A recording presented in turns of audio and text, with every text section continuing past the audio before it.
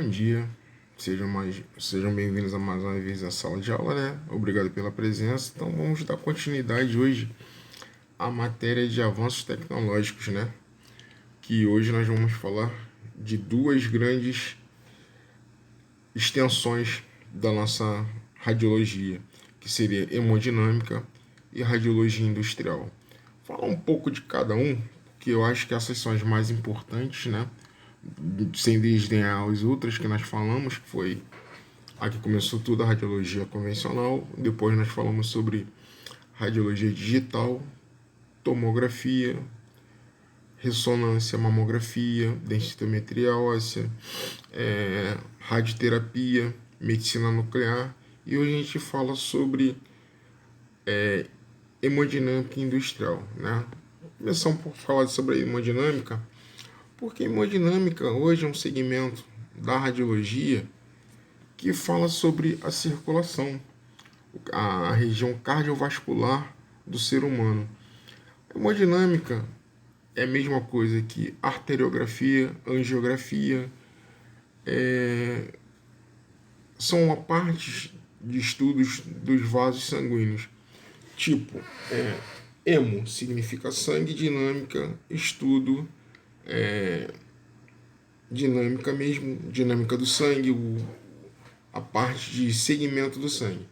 A hemodinâmica, que seria cateterismo, angiografia, ela vai estudar os vasos sanguíneos, aonde há obstruções das artérias e conseguir fazer o estudo. A hemodinâmica, ela trabalha com o maior conhecimento dos vasos, todos os capilares, né? Durante o curso de extensão de vocês, que vocês irão fazer, vocês vão aprender mais a fundo o sistema cardiovascular, o sistema circulatório. Por quê? Porque você vai orientar o médico na hora dele introduzir o catéter para fazer a desobstrução, né, da artéria obstruída, porque nós sabemos que hoje existem doenças como a trombose, que são entupimento das artérias. E com a hemodinâmica você consegue resolver esses problemas. Dentro da hemodinâmica existe a angiologia, o cateterismo, a própria hemodinâmica, que nós vamos trabalhar com catéter. O que é um catéter? O catéter é uma sonda que é introduzida nas artérias pela veia braquial, radial ou femoral, dependendo da região onde que você vai fazer o estudo. E por onde ela é introduzida, o médico é conduzido pelo técnico que está filmando através de uma fluoroscopia, através de contraste, por onde o catéter está andando. Na ponta do catéter existe uma microcâmera que vai filmar o interior da artéria. E do lado de fora, pela fluoroscopia, vai ser filmado a artéria obstruída. E por essa filmagem exterior, você, técnico, vai auxiliar o médico por onde ele vai fazer as curvas, para que lado ele vai, né, durante o estudo, durante o exame. Esse exame, ele é caro, é muito caro. E antigamente, coisa de uns 10 anos atrás, aí mais ou menos, os planos médicos não cobriam esse tipo de exame, né? Era um exame negociado na porta do hospital entre o paciente e entre o hospital e o paciente, o médico e o paciente, de uma forma. Um catéter hoje, tá? Ele vai desobstruir as artérias e o que acontece? Ele leva uma micromola chamada stent para a região obstruída. Essa micromola chamada stent, ela vai desobstruir através de balonamento, ela vai ser balonada e vai desobstruir essa veia, essa artéria, né? E dando prosseguimento à circulação, aliviando as regiões. Esse é o tipo de intervenção que salva a vida de uma paciente em cima da mesa, tá? Então vamos dar continuidade com o que é hemodinâmica, né? Eu não vou conseguir passar tudo para vocês de hemodinâmica agora, porque é um curso muito longo, tá? Coisa de 1 ano, mais ou menos, e você tem que aprender a região circulatória, a região cardiovascular de todo o corpo humano. Nós, durante o nosso curso de radiologia convencional, radiologia normal, nós estudamos apenas 10% do corpo humano na região cardiovascular e vamos aumentando nosso conhecimento através dos anos, né? Então aqui, ó, o que é hemodinâmica? O que é hemodinâmica? E como funciona? O que é e como funciona a hemodinâmica? A hemodinâmica nada mais é que um conjunto de componentes físicos que constituem o bombeamento de sangue no sistema cardiovascular, em específico. Nesse sentido diz respeito à prática, à pressão arterial, frequência cardíaca e fluxo sanguíneo e outros, entre outros. Nós vamos trabalhar com o fluxo sanguíneo, com a pressão cardíaca, sempre aliviando a pressão arterial, né? Porque você faz um corte na artéria, introduz o catéter e leva até a região obstruída, a fim de desobstruir através do balonamento dos estentes para aliviar a pressão arterial, né? Aqui eu tenho o sistema circulatório, né? Coração, as veias, artérias e tudo. Lembrando que as artérias aqui, as veias ou artérias em vermelho, você está bombeando, você está recebendo sangue venoso. E o azul é sangue arterial, tá ok? A capacidade de um indivíduo de praticar qualquer atividade física depende intensamente de bom funcionamento do sistema cardiovascular, já que seus componentes serão os respectivos responsáveis por levar oxigênio e nutrientes aos músculos, músculo esquelético, que se encontram com a taxa metabólica mais acelerada. Ou seja, a hemodinâmica funciona em prol de atender a uma demanda metabólica muscular. Show. Então vamos lá, continuando. Como funciona a hemodinâmica? As adaptações que acontecem dentro da hemodinâmica no ciclo cardíaco durante a execução de um exercício físico são fundamentais para que o corpo consiga realizar a atividade. A pessoa que não está acostumada a fazer um exercício físico, uma corrida, uma caminhada, ela vai ter algum tipo de problemas, algum tipo de contraindicações durante esse exercício. Ela vai sentir dores musculares, ela vai sentir a respiração mais acelerada, o batimento cardíaco mais acelerado. Então, a hemodinâmica ela vem depois para a pessoa visualizar essas regiões que estão aumentando a pressão cardíaca, né, a pressão arterial. Então, o trabalho de hemodinâmica, além de desobstrução das veias e artérias, é de também visualizar a capacidade muscular e circulatória do paciente, né? Vamos lá. É possível ainda observar aumento da frequência cardíaca e da força de contração graças à elevação da atividade dentro do sistema nervoso e pela diminuição da atividade nervo parasimpática. Como resultado, o corpo alcança um aumento considerável na quantidade geral de sangue bombeado por minuto, débito de cardíaco, né? Débito cardíaco. Além disso, os músculos envolvidos na equação também influenciam a frequência cardíaca, já que quanto maior for a percentagem de massa muscular presente no indivíduo que já está realizando determinado movimento, mais demanda metabólica o corpo terá que suprir, aumentando o débito cardíaco para atender tal demanda. Aquela pessoa que não tem o hábito de se exercitar uma vez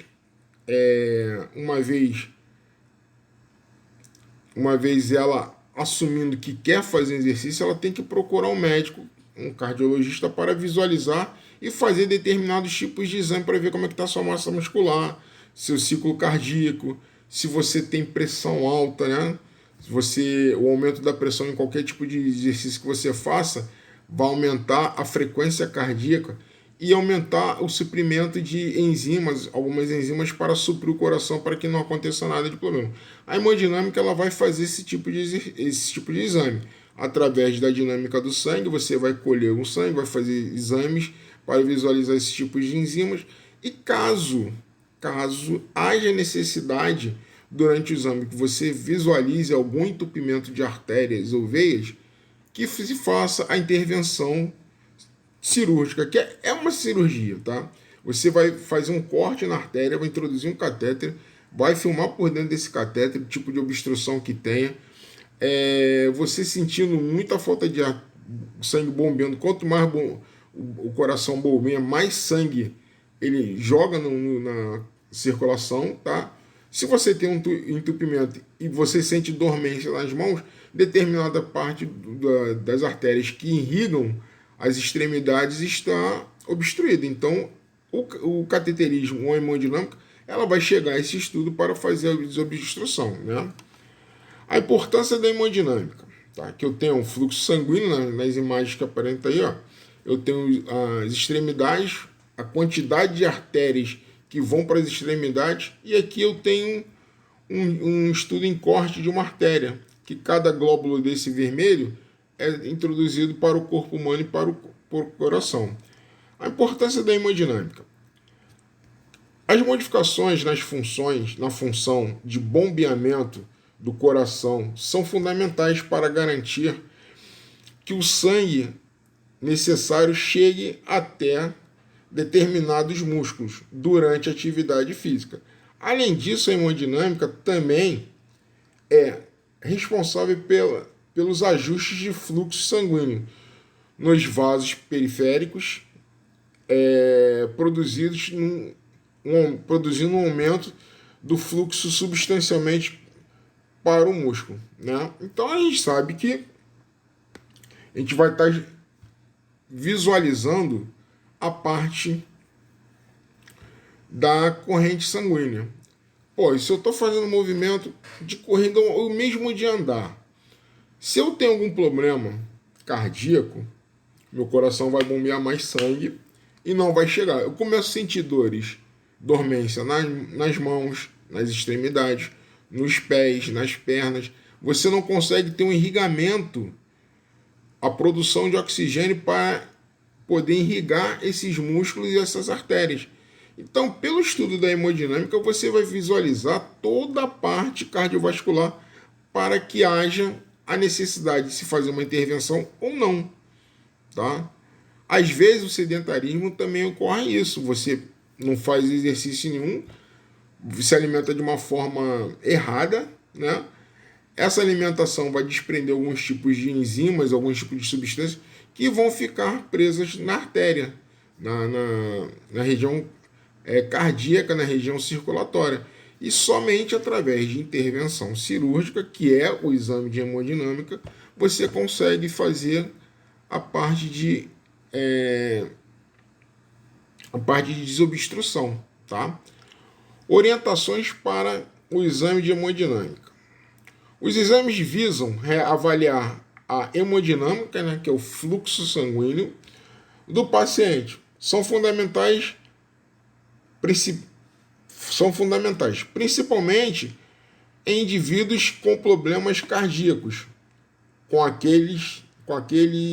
aqueles que já tiveram infartos, AVCs, que sofram de arritmia, que tiveram hemorragias internas graves, trombose, como eu falei, né? Tromboses vasculares e aneurismas arteriais. O que é o aneurisma? O aneurisma é rompimento de algumas artérias que você vai ter um sangramento e etc.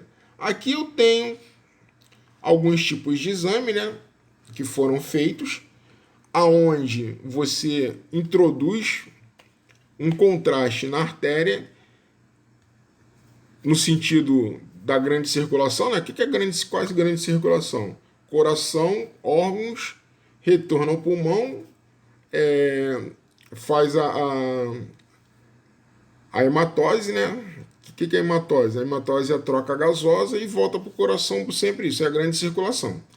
A grande circulação vai do coração, órgãos, pulmão. A pequena circulação, pulmão, coração. Então ela vai sempre estar fazendo um ciclo, aonde você faz a hematose, que é a troca gasosa, você troca o gás carbono por oxigênio para suprir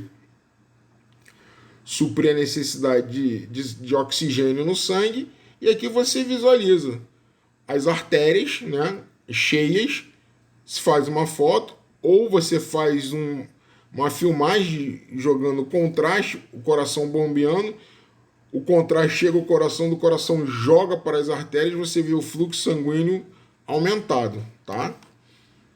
Então vamos lá. Agora eu vou falar para vocês procedimentos realizados, onde a hemodinâmica consegue intervir.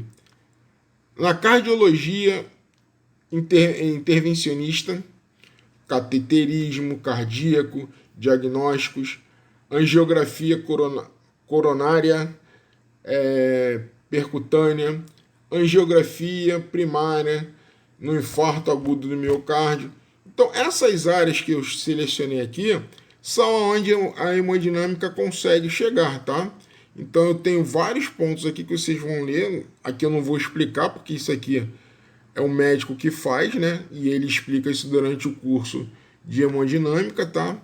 Aí nós temos aí mais regiões, olha. Neuroradiologia intervencionista, né? Angiografia cerebral e por aí vai, tá? Radiologia intervencionista periférica, né? Implantes de endoprótese vascular em aneurisma de aorta, né? Drenagem biliar percutânea. Esse implante de endopróteses é o famoso, que eu acabei de falar para vocês, é o famoso stent. O stent ele é levado na ponta do catéter até a região obstruída e ali ele é fixado e balonado para que aquela região ela comece a permitir a passagem do fluxo sanguíneo. O que causa a obstrução arterial? Como eu falei, são placas de gorduras dentro do sangue que se desprendem e ficam fixas ali. Então vai obstruindo. Você imagina uma borracha de água. Você está irrigando o seu jardim. Aí ali começa a entrar sujeiras que vão se prendendo naquela borracha internamente. Aí a espessura da borracha interna é isso aqui. Ela começa a diminuir. Você tem um fluxo entrando normal e esse fluxo que vai sair começa a diminuir. O que vai causar na borracha? Vai ter pouca saída de água. Então você tem uma obstrução na mangueira. Imagine isso com sangue. Você necessita de uma quantidade de sangue para que seus órgãos, seus músculos, seus nervos, né, a sua parte do corpo funcione bem e ela não tem essa irrigação suficiente.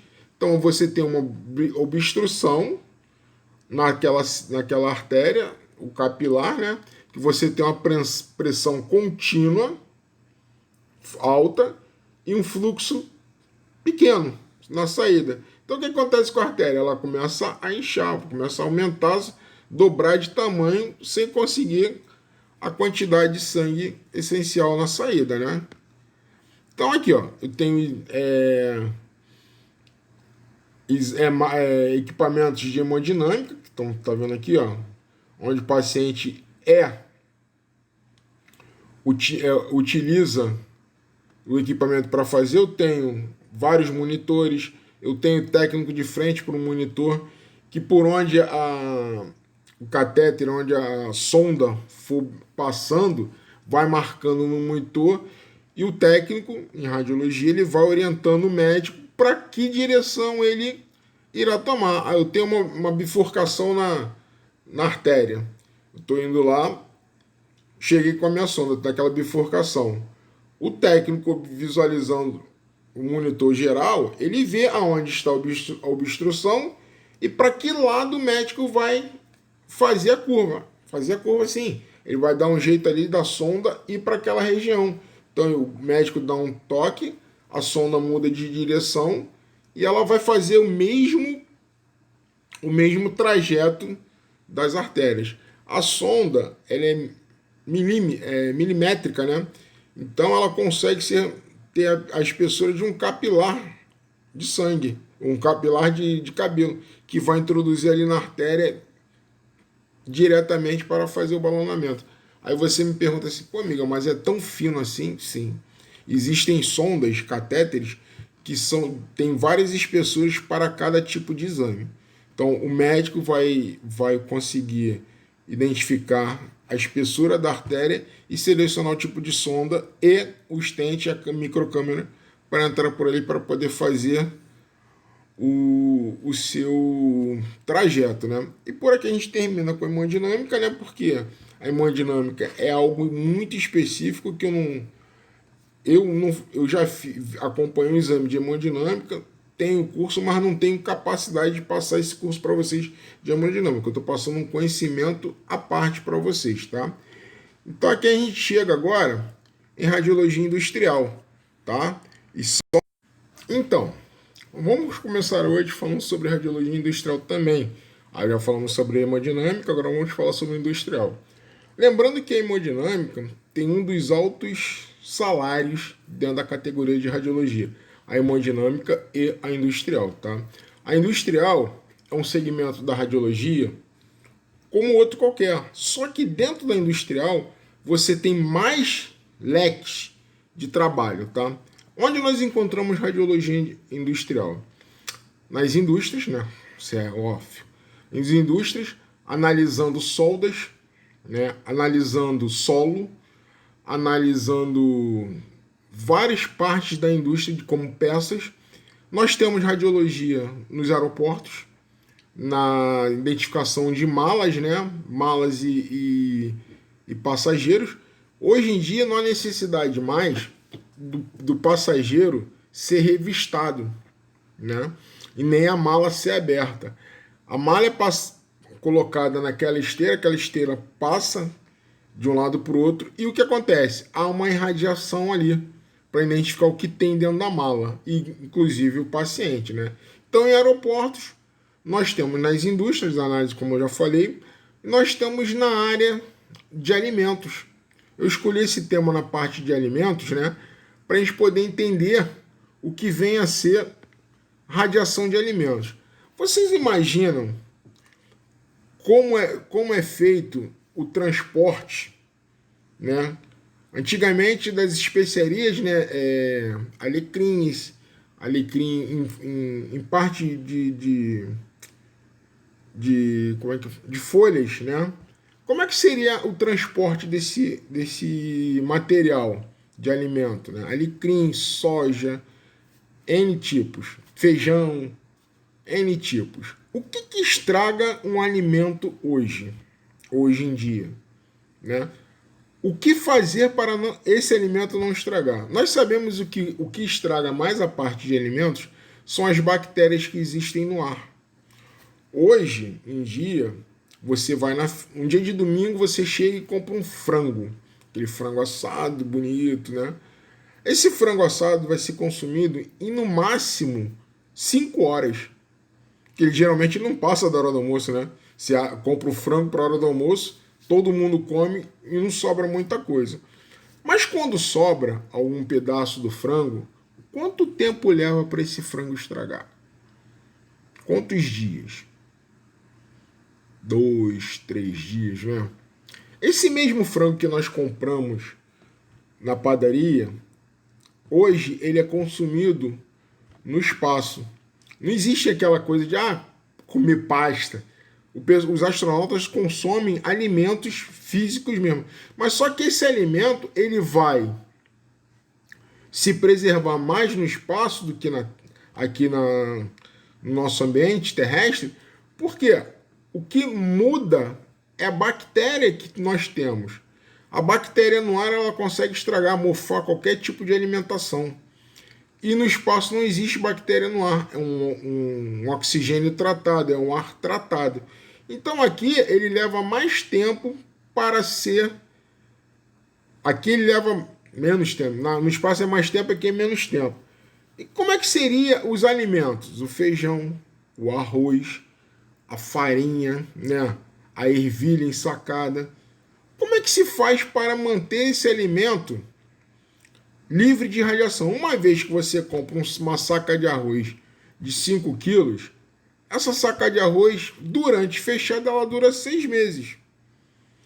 Você abriu, o ar entrou, esse grão de arroz ele vai começar a se deteriorar. Ele não se deteriora fechado porque ele sofreu uma irradiação branda para matar as bactérias durante o ensacamento desse arroz. Então é ensacado e é feita uma bactéria ali, uma radiação sobre aquela bactéria matando. Então essa radiação ela vai ser branda para matar somente as bactérias. Sacou, trocou o ar, fechou o ar, não tem ar, o ar ali foi irradiado, não tem mais o ar de fora. Então quando você abre a troca de ar, né, de dentro da saca para o exterior, então a bactéria do ar começa a introduzir, funcionar ali naquela saca. Então começa. Então o que acontece? A radiologia industrial, ela tem vários segmentos. Ainda não passei nenhum slide não, mas eu vou passar os slides aqui para vocês. A radiologia industrial, ela tem uns segmentos maiores, né? Ela, além de ser um segmento da radiologia, a radiologia industrial ela tem mais segmentos na área de indústria, na área da aviação, na aeroportos, na área da alimentação, N possibilidades. E ela tem 2 níveis, né?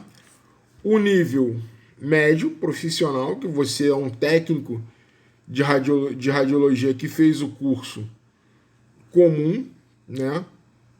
O curso básico ali, nível de técnico.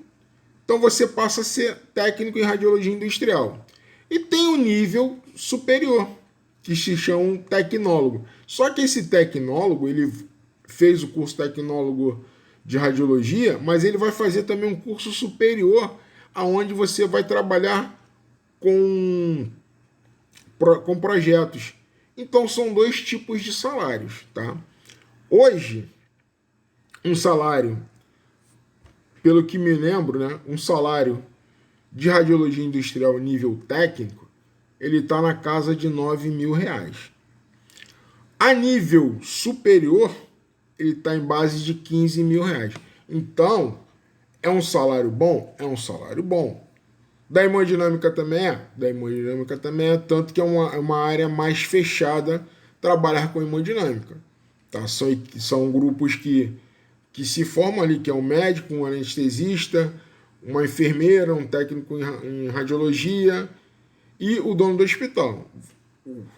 A equipe faz o exame de hemodinâmica, cobra um valor X, dá um percentual para o hospital em aluguel ao equipamento e divide o restante do exame.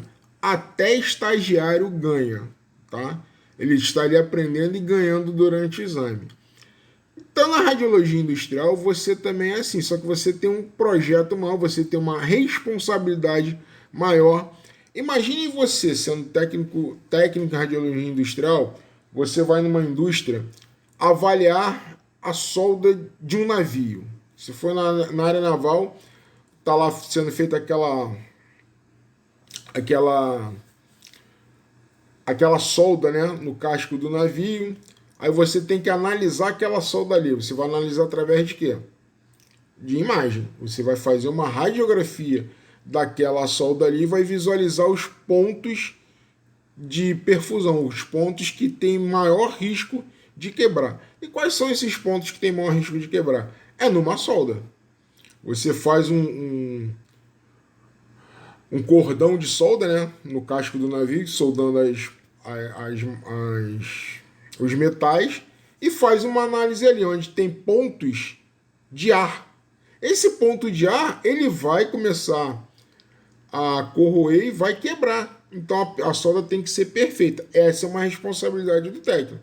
Ele vai assinar um laudo para aquele equipamento da procedência. Análise de solo. Você pode irradiar o solo para saber quais são os tipos de camadas que vem ali. Você, técnico, opera um equipamento que vai tirar uma camada do solo, né? E você vai começar a fazer uma datação de carbono por camada do solo através da radiologia, né? Por amostragem e por imagem. E na área de alimentos, que é a parte onde que você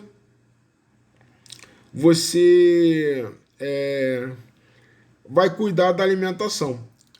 Radiação em aeroportos. Precisa ser técnico para fazer? Precisa. Precisa ser técnico em radiologia para poder atuar ali, para que qualquer problema você consiga resolver. Tipo, dosagem de radiação que vai atravessar a mala ou o paciente. Você sabe que o KV é autopenetrante, né? Você aumenta o KV, tem um poder de penetração e atravessa.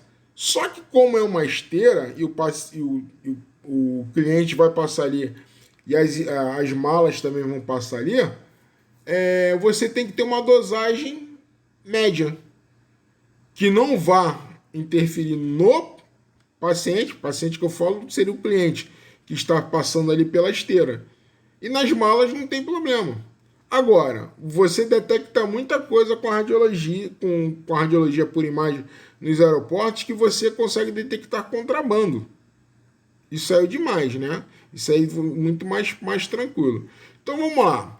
O que é radiologia industrial e para que serve? Muitas pessoas sabem que a radiologia é a utilização de radiação ionizante, né, para a formação de uma imagem de algo que não pode ser visto a olho nu. Você consegue observar uma mala ali no aeroporto e consegue observar através dessa mala? Você vai ver um bloco fechado ali que você não sabe o que tem dentro. Correto? Então você vai fazer uma imagem que vai ultrapassar aquela parte do objeto da mala e vai conseguir visualizar o que tem. Ah, eu vou conseguir observar nitidamente? Pode ser que sim, pode ser que não. Ou você vai fazer igual o raio-x convencional, antigamente, né? Você vai fazer uma imagem que vai mostrar um contorno. Já a digital, não. A digital, eu tenho a imagem, vai ser captada por um detector, né? Um cassete, e pegar essa imagem e jogar para um computador, onde você pode manipular a imagem. A diferença da imagem de raio-x industrial para a médica é que na médica, você tem uma vida em risco. Né? Você tem uma vida em risco que você não pode estar manipulando muito para não tirar a patologia ou colocar a patologia. Né? Então tem que tomar muito cuidado em relação a isso. Né? Vamos lá. Dessa forma, ela é utilizada na área da saúde para formar a imagem de tecidos, órgãos e ossos. Mas você sabe que a radiologia, o que é a radiologia industrial?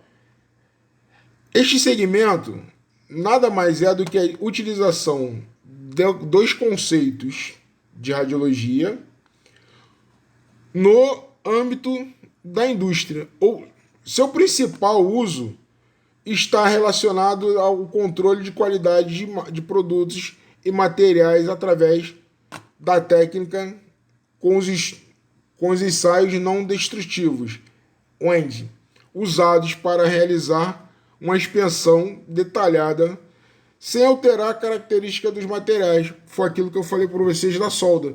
Você vai analisar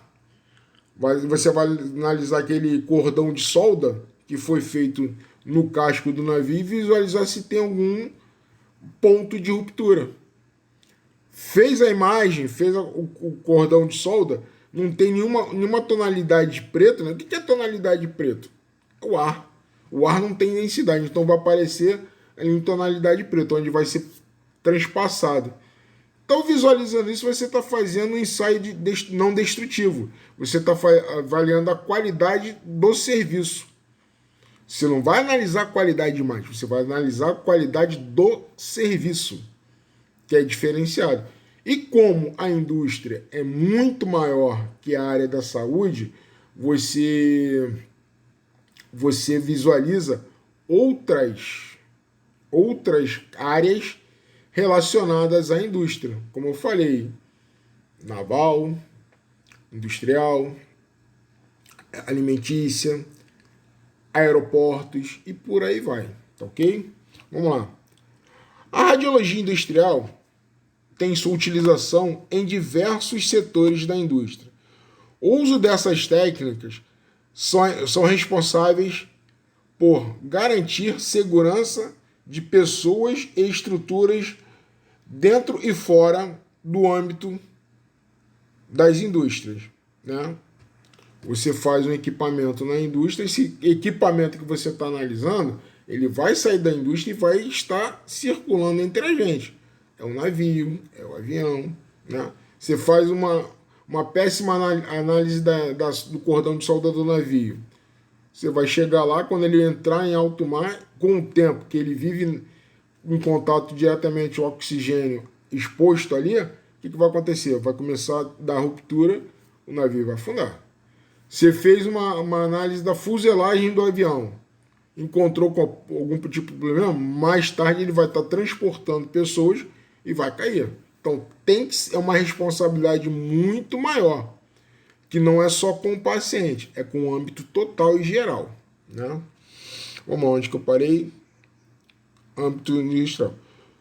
O profissional do segmento atua diretamente com a eliminação de bactérias e micro-organismos em cosméticos, produtos farmacêuticos, hospitalares e outros. Produção industriais, isso faz com que esses produtos cheguem até o consumidor nos níveis corretos de cada elemento químico que possa ser considerado danoso à saúde. Vamos lá. Formação da imagem. É a mesma coisa. Formação da imagem oferece dois tipos de titulações. Né? O de nível médio, que eu falei para vocês, curso técnico, nível superior tecnólogo. Tanto de técnico quanto tecnólogo em radiologia faz com que os profissionais tenham contato direto com substâncias radioativas que são prejudiciais às pessoas. No entanto, a profissão já evoluiu bastante, como em relação aos equipamentos de prevenção, bem como análise e de exames, para verificar o nível dessas substâncias no sistema de cada profissional envolvido. A carga horária dessa área de atuação é diferenciada, já que o profissional trabalha apenas 4 horas diárias. Indústria é 4 horas diárias. 6 dias na semana totalizando 24 horas. E o tempo de férias é diferente de outra profissão. Cada 6 meses seguidos de serviços, o profissional tem direito a 20 dias de férias, ou seja, em um ano trabalhado,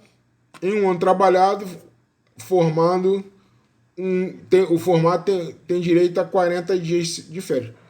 Isso aqui nada mais é, galera, que é a legislação, né, da radiologia. Você trabalha 24 horas semanais, né, 24 horas semanais, 4 horas por dia, de segunda a sexta são 24 horas, e tem direito a férias. Isso não modifica, mas você só pode trabalhar 4 dias diários. Você não pode pegar, pô, Miguel, eu posso trabalhar 2 plantões de 12? Na industrial, não.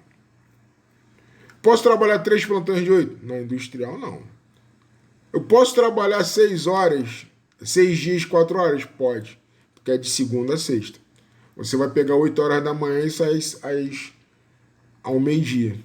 Ou vai pegar meio-dia e vai sair às 4 horas da tarde. Ou você vai pegar 4 horas da tarde e vai sair 8 horas da noite. Entendeu? Então você só pode trabalhar 4 horas por dia.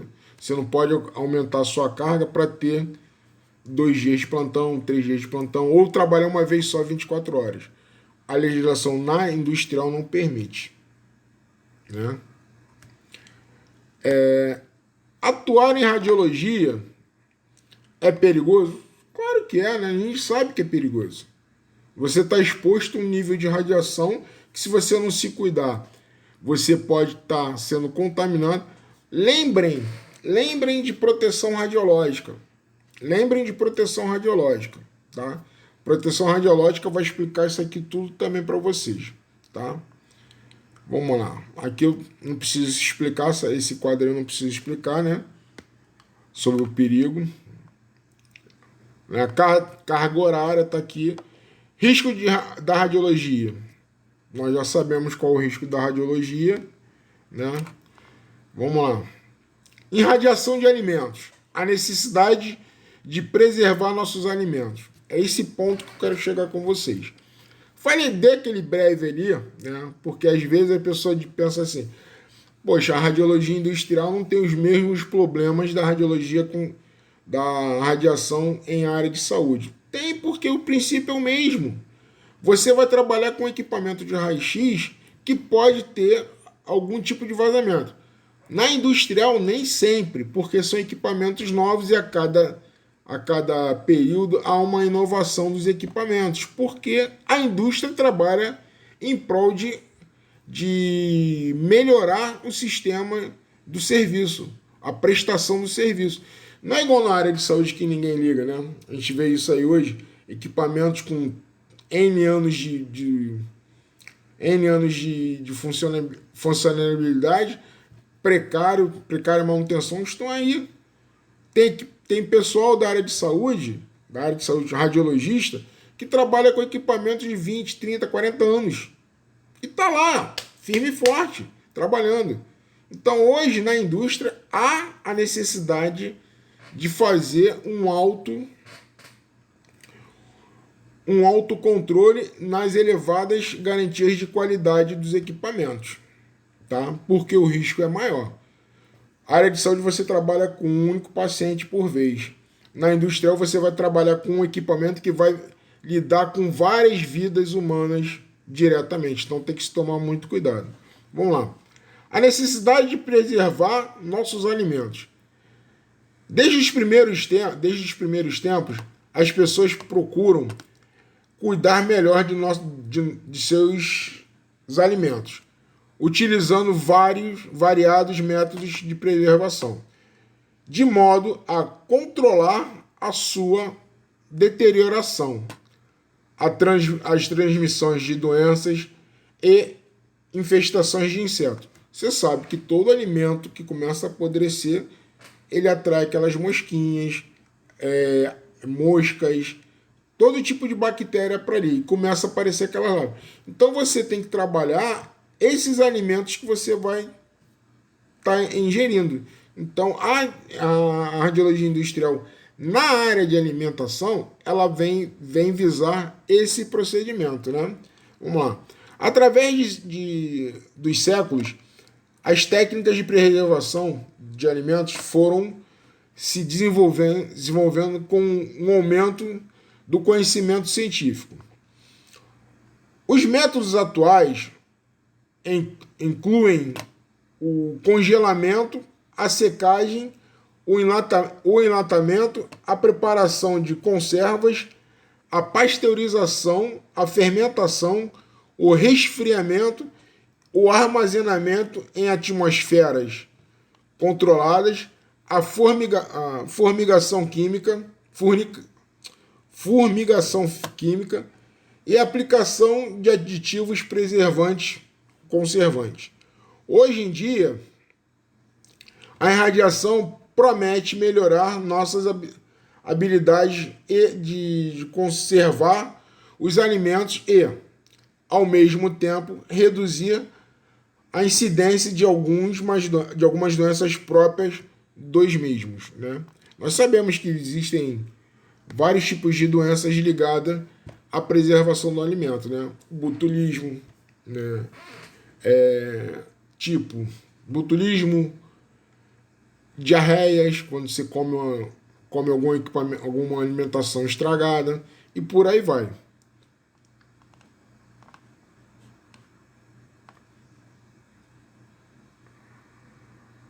Só um minuto.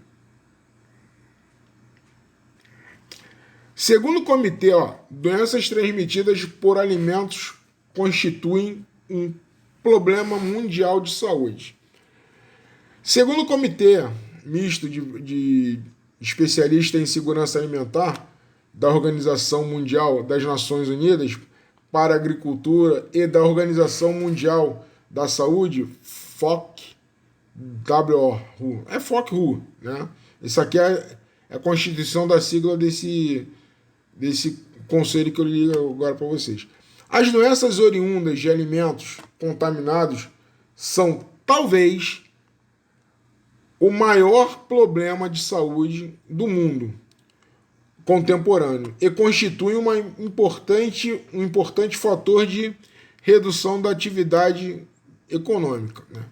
Nos Estados Unidos, o Centro para Controle de Doenças e Alimentação de Drogas e alimentos estimam que anualmente mais de 33 milhões de americanos adoeceu por contaminação microbacteriana. Estima-se que ocorra anualmente no Canadá mais de 2 milhões de casos. Então, galera, você sabe que o controle de qualidade, o controle de entrada de alimentos em determinados países é rigoroso. Você não pode levar alimentos daqui para o Canadá e nem tirar alimentos do Canadá para cá. Existe um controle de regras e de leis que proíbem essa parte de importação. Você tem que avisar com antecedência que você vai entrar com determinado tipo de alimento no país. Aí você imagina, você não avisa, você entra com esse alimento. Uma pessoa lá no Canadá, ou aqui mesmo, que você traz o alimento, come esse determinado alimento. Aí começa a passar mal. Ninguém sabe o que aconteceu. Eu comi um alimento que veio do Canadá. Eu comi um alimento que veio do Brasil.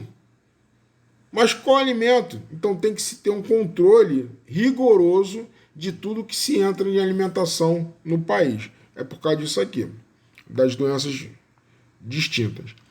Além da preocupação com a contaminação microbacteriana, também aumentam as exigências mundiais de qualidade dos alimentos.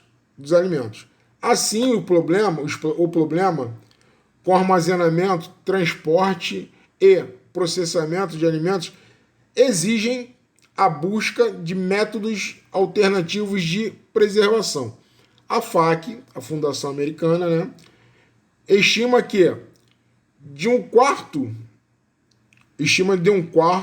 a um terço da produção mundial de alimentos é proibida devido a pragas, insetos, bactérias, fungos, enzimas que comem, estragam ou destroem as colheitas. Há pouco tempo teve aquela infestação de gafanhotos aqui. Imagine fora do Brasil, que no Brasil não é comum ter essas infestações, mas tem de outros tipos, né?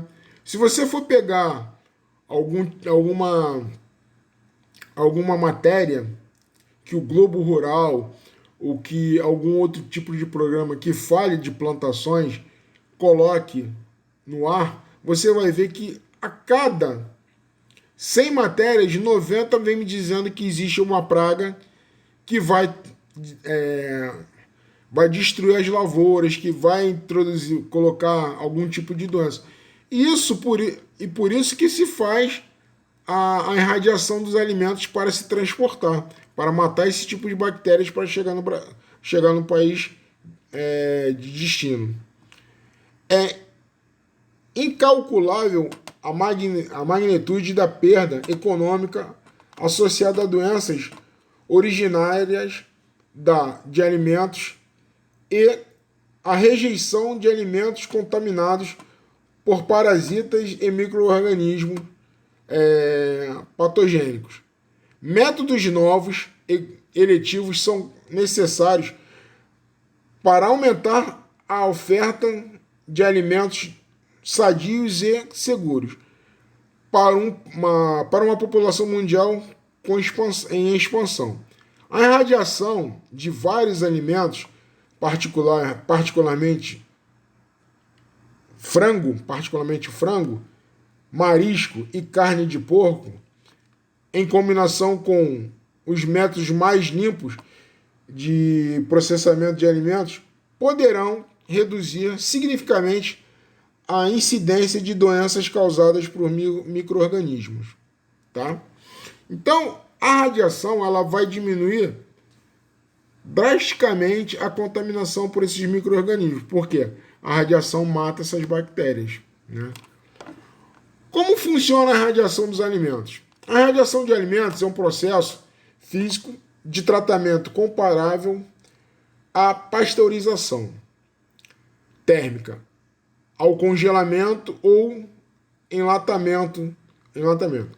Esses processos envolvem a exposição dos alimentos, embalados ou não, a um dos três tipos de energia ionizante: raios gama, raio X ou feixe de elétrons. Raio X, raio gama radioativo ou feixe de elétrons radioativo também. Então, hoje em dia, o menos ionizante é o raio X. Os outros dois são de teor alto, muito elevado de contaminantes. Né? Vamos lá. Então, onde que eu estava? Feixe de elétrons. Isto é feito em uma sala de câmara especial de processamento por um tempo determinado. A fonte mais comum de raios gama para processamentos de alimentos é o radioisótopo cobalto 60. Né? O alimento é tratado por raios gamas originados do cobalto 60 em uma instalação conhecida como irradiador. A energia gama é radiação eletromagnética de comprimento de onda muito curto, semelhante à ultravioleta, luz visível, infravermelho, micro-ondas ou ondas de rádios usadas na comunicação. Nós usamos essas formas de energia em um grande leque de propósitos. Por exemplo, para cozinhar alimentos em aparelhos de micro-ondas. Então, micro-ondas, se você tem um micro-ondas em casa, toda vez que você leva um equipamento ao cozimento no micro-ondas, você está fazendo um tipo de irradiação dos seus alimentos. Radiação do micro-ondas é alta, né? Nós sabemos. A radiação de alimentos emprega uma forma particular de energia eletromagnética, conhecida como radiação ionizante. Este termo é usado porque essa radiação produz partículas carregadas eletricamente, chamadas de íons. Em qualquer material com o qual entrem em contato. Em circunstâncias particulares, a radiação ionizante é uma técnica de processamento de alimentos muito efetiva e útil. A energia gama do cobalto 60 pode penetrar no alimento causando pequenas e inofensivas mudanças moleculares que também ocorrem no ato de cozinhar, enlatar ou congelar. De fato, a energia simplesmente passa através dos alimentos que está sendo tratado e, diferentemente dos tratamentos químicos, não deixa resíduo. A radiação é chamada de processo frio porque a variação de temperatura de alimentos processados é insignificante. Os produtos que foram irradiados podem ser transportados, armazenados ou consumidos imediatamente após o tratamento. Então, o que acontece, galera? Toda vez que você vai cozinhar uma carne na panela normal, o que você faz? Feijão. Você fez um feijão fresco, né? As garotas aí que sabem gostam de cozinhar, fazem um feijão fresco, servem e depois fazem o quê? Dão uma fervura no feijão e posteriormente o quê? Congelam. Por que essa fervura e esse congelamento? Você aumenta a temperatura e força uma queda brusca de temperatura, matando qualquer tipo de bactéria que ocorra. Né? Vamos lá. A radiação funciona pela interrupção do processo orgânico que levam o alimento ao apodrecimento. Raios gamas, raios X ou elétrons não absorvidos pela água ou outras moléculas constituintes dos alimentos, como os quais entram em contato. No processo são rompidas células microbacterianas, tais como bactérias, leveduras e fungos. Além disso, parasitas, insetos e seus ovos, larvas, são mortos ou se tornam estéreis. Então aqui eu tenho algumas tabelas que dizem a quantidade de radiação para cada tipo de alimento. Né? Quais são os benefícios? A radiação não é um milagre técnico capaz de resolver todos os problemas de preservação dos alimentos. Ela não pode transformar alimentos